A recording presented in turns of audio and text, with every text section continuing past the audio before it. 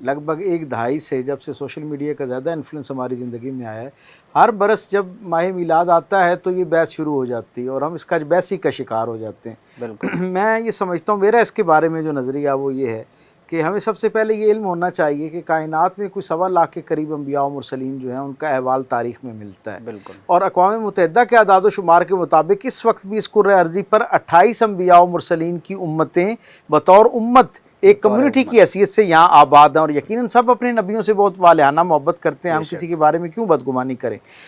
حضور والا سلسلہ یہ ہے کہ یہ سارے اپنے انبیاء سے محبت کرنے والے احباب،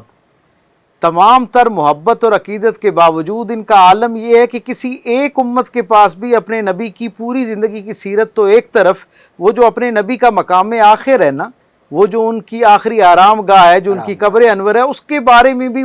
کوئی جی جی بالاتفاق بات جو ہے وہ موجود نہیں ہے، ان کے اندر اتنا اختلاف پایا جاتا ہے، جی جی جبکہ اس کے بالکل بالمقابل میرے اور آپ کے کریم رسول کی سیرت کو صلی اللہ علیہ وسلم محفوظ کرنے کا اللہ رب العزت نے ایسا اعلیٰ انتظام کر بے رکھا۔ شک مجھے یہ کہنے کی اجازت دیجیے اور اس سرشاری میں آپ کے سامعین اور ناظرین کو شریک کرنا چاہوں گا کہ رسول رحمت نے صلی اللہ جن علیہ سواریوں پر زندگی میں ایک مرتبہ صرف سفر فرمایا نا اور بیٹھ کر اسے لافانی عزت عطا کی، پروردگار عالم نے ان سواریوں کے نام بھی محفوظ کر لیے، ان بے کے شک شجرے بھی محفوظ کر بے لیے، شک اتنے اہتمام سے زندگی کو محفوظ ایک کیا ایک گیا جو سیکنڈ سیرت ہے، محفوظ ایک ایک لمحہ محفوظ کر دیا۔ آپ تصور کیجئے جب ہم کسی شخصیت کا مطالعہ کرنے چلتے ہیں نا تو سب سے پہلے ہم اس کا زمانہ دریافت کرتے ہیں۔ جی پوری امت کے 1500 سال کے ذخیرہ سیرت میں ایک طالب علم کی حیثیت سے ذمہ داری کے ساتھ میں آپ کے بالخصوص نوجوانوں سے مخاطب ہو کر یہ بات خیر ان تک منتقل کرنا چاہتا ہوں، 1500 برس میں کوئی ایک آدمی ایسا نہیں آیا اس امت میں جس نے یہ کہا ہو کہ حضور عام الفیل کے علاوہ کسی سال میں پیدا ہوئے ہوں، جی تو گویا زمانے کے اعتبار سے سال پر کوئی اختلاف کوئی نہیں ہے۔ اختلاف نہیں ہے، حضور ربیع الاول کے مہینے میں آئے، پوری امت میں کسی ایک آدمی نے نہیں کہا حضور اتفاق ہے رجب میں آئے یا سفر میں آئے یا محرم میں آئے یا رمضان میں آئے، بالکل پوری امت اس بات پر متفق ہے کہ متفق سرکار ہے ربیع الاول کے مہینے کے اندر اس دنیا کے اندر تشریف فرما ہوتے ہیں۔ پھر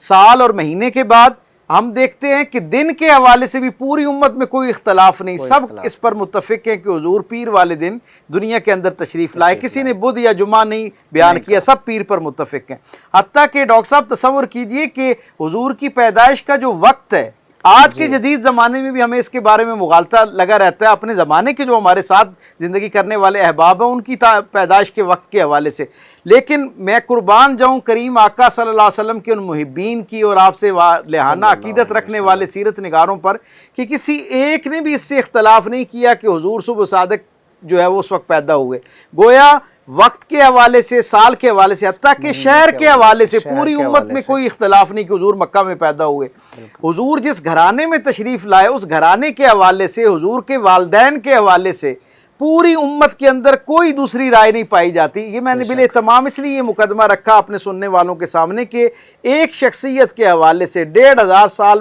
پہلے آنے والی ایک ہستی کے حوالے سے اتنی مصدقہ معلومات اس امت کے پاس موجود ہے، اور ہم فخر کے ساتھ پوری دنیا کے سامنے یہ دنیا رکھ کے سکتے سامنے ہیں رکھ کہ ان سکتے ہیں سارے جو نکات ہیں ان میں حوالہ جات میں کوئی اختلاف نہیں پایا جاتا۔ اب رہ گئی بات 12 کی، 2 کی، 9 کی، 16 17 کی، معاملہ یہ ہے حضور والا، میں تو ایک حضور سے وابستہ ایک امتی کے طور پر یہ تصور کرتا ہوں کہ جس دن حضور تشریف لائے نا اس وقت سے لے کے قیامت تک ہر لمحہ حضور کی میلاد کا لمحہ ہے، ہر لمحہ ہر بے لمحہ شک حضور کے ذکر کا لمحہ ہے، ہر بے لمحہ شک حضور کی سیرت اور محاسن کے تذکرے کا لمحہ ہے۔ بالکل ایک تو ہر لمحہ جو ہے اس کو اس انداز میں بسر کرنے کی کوشش کرنی چاہیے، اور دوسرا اگر کسی کے دل سے یہ آواز آئے کہ حضور 2 تاریخ کو آئے تو وہ 2 کو اس کیفیت کے ساتھ منائے جیسے حضور کی ٹھیک آمد کی خوشی منائی جانی چاہیے۔ کسی کا دل جو ہے اور اس کی رائے اور اس کی دلیل 12 پہ زیادہ متفق ہے، اسے اس طرح مقصد یہ ہے کہ خوشی کا اظہار اس انداز میں کیا جائے، آپ کے ظاہر و باطن سے بھی وہ خوشی جو ہے اس کا ظاہر ہونا شروع جی ہو، پروردگار عالم کے شکرانے کا اظہار بھی اس میں ہو، اور رسول اللہ صلی اللہ علیہ وسلم کی پاکیزہ سیرت، آپ کا اسوہ، آپ کی نشست برخاست، آپ کی عادات کریمہ کو اپنی زندگی میں اثر نو ریوائیول دیتے وقت اس کا ایک دوبارہ سے احیاء کرتے ہوئے زندگی کا آغاز کرنا، اس نیت اور ارادے اور اس جذبے کا اظہار بھی ہونا چاہیے۔ میں سمجھتا ہوں اس نیت کے ساتھ جب ماہ میلاد کا آغاز کیا جائے اور اس کا انجام کیا جائے تو صرف 29-30 دن گزرنے کے بعد اگر روزانہ حضور کی زندگی سے ایک خیر ایک سنت جو ہے اپنی زندگی میں شامل کی جائے اور روزانہ تجزیہ کیا جائے کہ میرے عمل میں کون سی ایسی بات ہے جو میرے رسول کے مزاج اور سیرت سے متصادم ہے، تو اسے اپنی زندگی سے نکالنا شروع کریں۔ آخری بات احباب گرامی قدر، آپ سب کے لیے 30 یا 29 دن اس مہینے کے نہیں گزریں گے اور عالم یہ ہوگا کہ آپ کو اپنے اندر سے حضور کی صفات کی وہ جو خوشبو ہے نا کردار والی، وہ آپ کو آنا شروع ہو جائے گی، اور یہ خوشبو آپ کے گرد و پیش کے ماحول کو بھی معطر کرنا شروع کر دے گی۔ انشاءاللہ